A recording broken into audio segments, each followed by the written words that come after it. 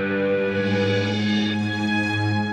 to your business morning. One of the biggest obstacles of doing business in Africa is lack of good corporate governance. This is good behavior among the boards and management of companies. So it's a very critical problem that got the attention of the Africa CEO Forum, and they just concluded the 2018 edition of the program in Abidjan, the Ivorian capital.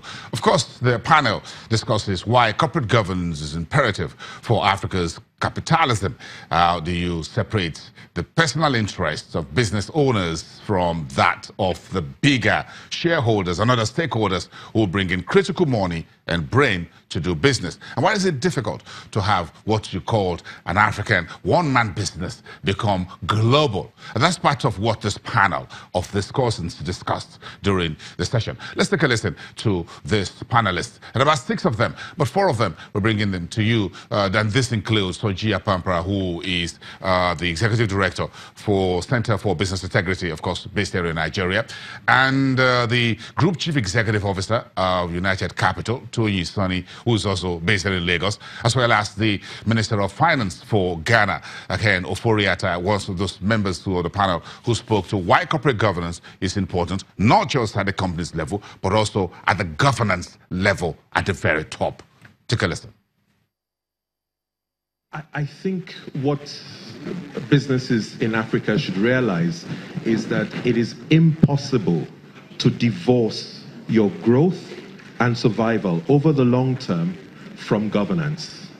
If you don't have good governance, you might happen on the growth that you need, but you cannot really sustain it over the long term, and you cannot manage that growth. So without the right governance, and I'll give you very quickly some dimensions. Oversight, choosing the right direction to go in, which has to do with the expectations of your stakeholders and the vision, the mission, where you want to go as an organization, is part of the activities of this same governance. Short-term execution, our ability to have strategy and aligned with structure, aligned with the delegation to management, all of those things that enable short-term execution also come from governance. Performance over the long term. So whether we're in the right business, we've chosen the right strategies, and so on, all of that also emanate from good governance. And finally, conformance. How well are we meeting the expectations of our different stakeholder groups, including regulators as well, is an aspect of governance. So really, your long-term growth and survival cannot be separated from this. So what has been growing, and I agree with Noel, that awareness has been growing in Africa over the last 10 years. It's been growing. But where there's still a gap is the connection between governance and growth. People don't really understand that connection, and they don't understand that it is fundamental for their survival. I think that what we have right now in Africa are some drivers and incentives.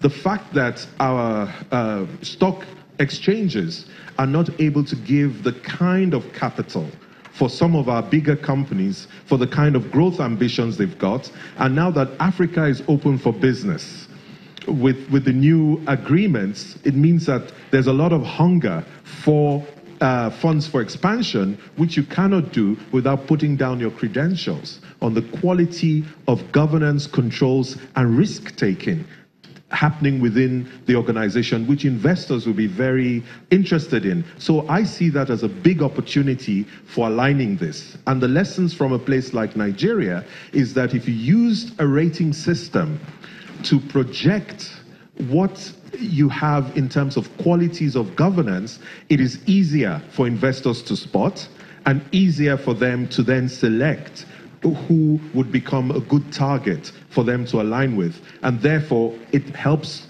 people to understand that connection between corporate governance and their growth and survival over the long term.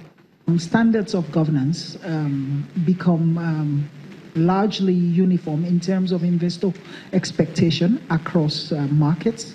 And so when investors are looking at your market, they're not looking to invest in a market with standards that are different from what they are used to in other markets.